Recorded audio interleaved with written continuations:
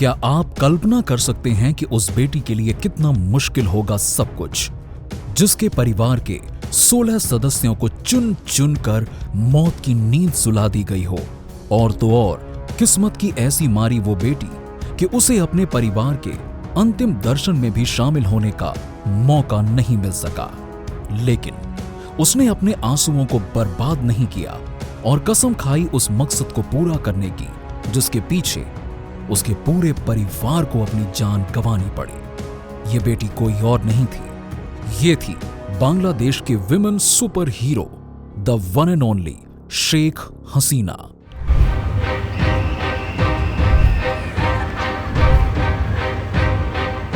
পরবর্তীকালে মুক্তিযোদ্ধাদের পক্ষ থেকে ওটা বহাল রাখার পক্ষে উচ্চ আদালত 2018 সালে জারি করা चैप्टर नंबर 1, 15 अगस्त 1975, 32 नंबर सड़क, हाउस नंबर 677, धान मंडी, ढाका, बांग्लादेश।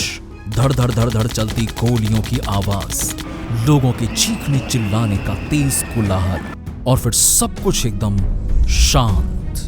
हर तरफ खामोशी और सन्नाटे की लहर, कुछ लोगों के भागने की आवाज, और फिर पूरी रात का सन्नाटा। घर का ये पता किसी और का नहीं बल्कि बांग्लादेश के तत्कालीन पीएम और बंक बंधु कहे जाने वाले शेख मुजीबुर रहमान का था। ये व्यक्ति कोई और नहीं थे बल्कि जिन्होंने बांग्लादेश के लिए अपने जीवन का ज्यादातर समय जेल में बिताया था। ये वो थे जिन्होंने पाकिस्तान के खिलाफ आवाज उठाई थी और एक स्वतंत्र राष्ट्र की स्थापना में महत्वपूर्ण भूमिका निभाई थी। जो लोग बंक बंधु के परिवार और उनके अस्तित्व को मिटाना चाहते थे, उन्हें ये नहीं पता था कि इस परिवार के 2 और सदस्य, शेख हसीना और उनकी छोटी बहन शेख रिहाना, यहां से हजारों किलोमीटर दूर अभी भी जिंदा है।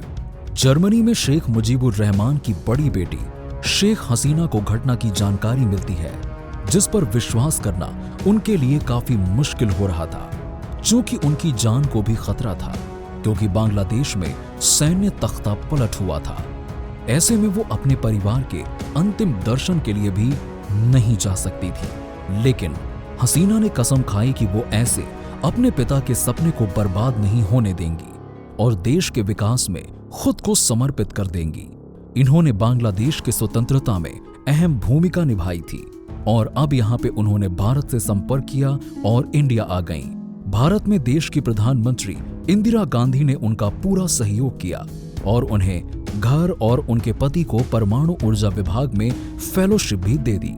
भारत में शेख हसीना अगले 6 साल तक रहीं, लेकिन इस बीच उन्होंने बांग्लादेश में भी अपनी पकड़ बनाए रखी और आगे चलकर इनके पिता के द्वारा बनाई गई पार्टी आवामी लीग का इन्हें नेता चुना गया। Chapter 2, Sheikh Hasina struggle. ये कोई पहली बार नहीं था जब शेख हसीना ने पिता की जिम्मेदारी संभाली थी, बल्कि 1960 के दशक के अंत में भी पढ़ाई के दौरान इन्होंने राजनीति में सक्रियता दर्ज की थी। ये भारत से 1981 में बांग्लादेश लौटी और जमकर वहां से सैन्य शासन का विरोध किया। 1986 में ढाका में चुनाव होने तय हुए, लेकिन इसमें बीएनपी यानी कि बांग्लादेश देश नेशनलिस्ट पार्टी की जीत हुई और शेख हसीना को इस इलेक्शन में हार का सामना करना पड़ा।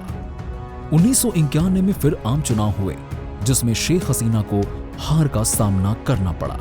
एक बार फिर से इन 2 हारों से सबक लेते हुए 1996 के इलेक्शन में आखिर शेख हसीना ने पहली बार जीत दर्ज की और बांग्लादेश की प्रधानमंत्री भी चुनी गई। यहां से बांग्लादेश और भारत के संबंध भी पहले से बेहतर हुए, लेकिन साल 2001 में इन्हें एक बार फिर सत्ता से बाहर कर दिया गया। साल 2008 में अपने सफल नेतृत्व के चलते ये एक बार फिर से प्रचंड बहुमत से वापस आए। चैप्टर 3, राइज ऑफ हसीना। साल 2009 में सत्ता में आते ही इन्होंने सबसे पहले 1971 में युद्ध अपराध मामले के लिए एक ट्रिब्यूनल बनाया, जिसमें विपक्ष के कुछ बड़े नेताओं का नाम सामने आया और बीएनपी की प्रमुख सहयोगी पार्टी जमाते इस्लामी को 2013 के चुनाव में वोट देने से बैन कर दिया गया और बीएनपी प्रमुख खालिदा जिया को 17 साल जेल की सजा हुई। साल 2009 के बाद बांग्लादेश के हर व्यक्ति की पर कैपिटा इनकम में लगभग 3 गुना बढ़ोतरी हुई, जिसके चलते साल 2024 में शेख हसीना लगातार चौथी बार पीएम बनी और अब तक इस पद के लिए 5 बार सत्ता की कमान संभालकर विश्व पटल पर अपना नाम अंकित किया। हसीना ने अपने शासनकाल में बांग्लादेश की बेहतरी और डेवलपमेंट के साथ साथ आतंकवाद और धार्मिक उग्रवाद पर लगाम लगाई।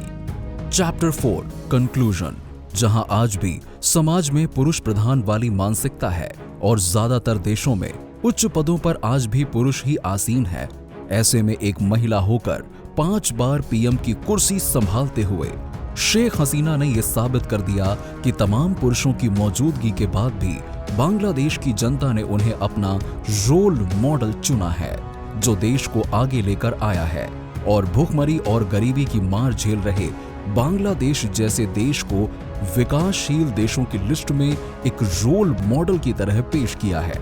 शेख हसीना आज वो महिला है जिन्होंने बांग्लादेश के जमीन से आसमान तक के सफर में अहम रोल अदा किया है और अपने पिता के अधूरे सपने को पूरा किया है। वीडियो पसंद आया हो तो इसे लाइक और शेयर जरूर करें।